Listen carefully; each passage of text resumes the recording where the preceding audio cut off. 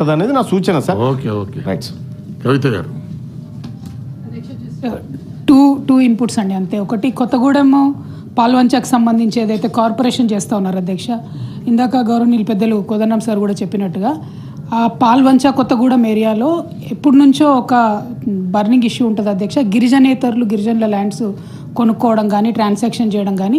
అయితే అక్కడ అన్ఫార్చునేట్లీ మనం ఎక్కడ ఏ రెవెన్యూ సిస్టమ్స్లో ఇన్ని ఏళ్లలో సరే ఎన్ని గవర్నమెంట్లు ఉన్నా కూడా వారసత్వంగా ఒకరికొకరు అమ్ముకోవడము ట్రాన్సాక్షన్ చేసుకోవడం తప్పితే రైట్ అన్నది ఎవరికి ఇవ్వలేనటువంటి పరిస్థితి చాలా చోట్ల ఇప్పటికి కూడా ఉంది అధ్యక్ష, పాల్వంచ కొత్తగూడెం మధ్యలో.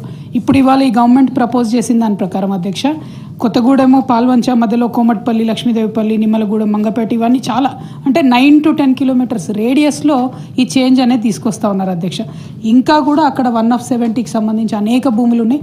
నా పర్సనల్ ఎక్స్పీరియన్స్ నాకు తెలిసింది కొత్తగూడెం టౌన్లో కూడా 1/70 ఉండి ఇబ్బంది ఉండి రెసిడెన్షియల్ ప్లాట్స్ కొనాలన్నా అమ్మాలన్నా కూడా ఇబ్బంది ఉన్న పరిస్థితి ఇప్పటికి కూడా ప్రివలెంట్ ఉంది అధ్యక్ష. ఇవన్నీ ఉండంగా మరి ఇందాక శ్రీధర్ బాబు సార్ మాట్లాడినప్పుడు ఏం చెప్పారంటే అవి మేము అక్కడక్కడ ఎగ్జామ్ట్ చేస్తూ ఉన్నామని చెప్పారు సార్. సో ఇట్లా సెలెక్టివ్ ఎగ్జామ్షన్ చేయడం అన్నది ఏంటన్నది అర్థం కావడం లేదు.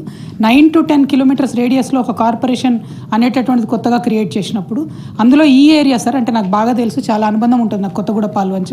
రిపీటెడ్గా ఉద్యమ సందర్భంలో కూడా ట్రావెల్ చేసినప్పుడు గిరిజనేతరులు ఎప్పుడు చెప్పేది అదే, మావి అన్నీ కూడా ఎలినేట్ అయిపోతూ ఉన్నాయి ప్రాపర్టీస్ అని చెప్తా ఉంటారు అధ్యక్ష. సో వాళ్ళ రైట్స్ని పోగొట్టేటటువంటి అధికారం మనకు లేదు. మనం ధరణి తెచ్చినా ఇప్పుడు భూమాత అని చెప్తున్నా రూరల్ ఏరియాస్లో భూముల గురించే మాట్లాడినాం అధ్యక్ష. అర్బన్ ఏరియా భూములకు సంబంధించి మనం ఎక్కువ మాట్లాడలేదు. సో ఇప్పుడు మళ్ళీ ఇవన్నీ కూడా ఒక జటిలమైన సమస్య. In the interest of the people చెప్తున్నా అధ్యక్ష, ఇది పాలిటిక్స్ కాదు. కంప్లీట్గా అక్కడ ఉండేటటువంటి వారందరినీ కూడా శ్రీధర్ బాబు గారు మాట్లాడుకుంటూ ఒక మాట ఏమన్నారంటే, గ్రామ పంచాయతీల తీర్మానం కంపల్సరీ కాదు కదా, మీరే చట్టంలో పెట్టారు. కంపల్సరీ కాదు అధ్యక్ష, కానీ అడ్వైజరీ కదా అధ్యక్ష, ఇది ప్రజాస్వామ్యం. కంపల్సరీ మ్యాండేటరీ అని ప్రతి ఒక్కటి కూడా ఉండదు. స్పిరిట్ ఆఫ్ డెమోక్రసీలో అట్లీస్ట్ అక్కడ ప్రజల్ని మనం కలుపుకొని పోతే బాగుంటుంది అనేటటువంటిది ఒక ఆలోచన అధ్యక్ష. అదేవిధంగా ఈ పల్లె ప్రగతి పనులు కంప్లీట్గా నిలిచిపోయి అక్క ఉన్నారు సీతక్క కాబట్టి రిఫర్ చేస్తున్నానండి. చాలా ఇబ్బందిగా ఉంది అధ్యక్ష. మళ్ళీ కంప్లీట్గా గ్రామాలలో కనీసం మోరీలలో చెత్త తీయలేనటువంటి పరిస్థితి నడుస్తూ ఉన్నది. కొద్దిగా దయచేసి గ్రామాలకు సంబంధించి ఫోకస్ పెట్టవలసిందిగా కోరుతా ఉన్నాను అధ్యక్ష. చాలా కాలువలలో కూడా చెత్త తీయకపోవడంతో ఆ నీళ్లు కూడా పోనటువంటి పరిస్థితి ఉన్నది. దాని మీద ఫోకస్ చేయవలసింది కోరుతాను. జీవన్ రెడ్డి గారు. అధ్యక్ష, ఈ జగిత్యాల మున్సిపాలిటీకి సంబంధించి మున్సిపల్ పరిధి విస్తరణలో భాగంగా పక్కనే ఉన్నటువంటి నర్సింగాపూర్ గ్రామానికి చెందినటువంటి కొన్ని సర్వే నెంబర్ 421, 428, 437 అట్లాగే నూకపల్లి రెవెన్యూ గ్రామ పరిధిలో ఉన్నటువంటి కొన్ని సర్వే నెంబర్స్, ఈ రెండింటిని జగిత్యాల మున్సిపల్ పరిధిలో కలిపే విధంగా ఈ బిల్లు రావాలి.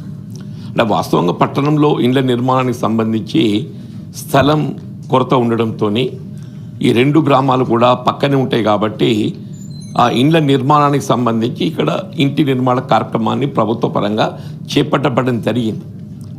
ఇవాళ రేపు ఏదైతుందో స్థానిక సంస్థల ఎన్నికలకు వచ్చే వరకల్లా యాజ్ ఇట్ ఈస్ రెవెన్యూ పరంగా ఏదైతుందో వాళ్ళు ఆ నూకపల్లి అనేది పక్క మల్యాల మండలం సార్, అది basically it's from other mandal.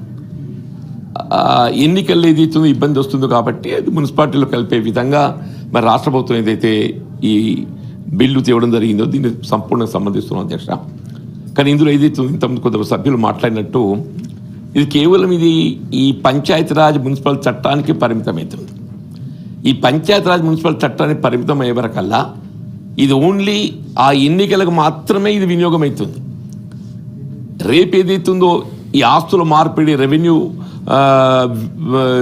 Survey numbers, భూముల మార్పిడికి వచ్చే వరకు ఏదైతున్నదో మళ్ళీ ఒరిజినల్ విలేజ్ పోవాల్సి వస్తుంది.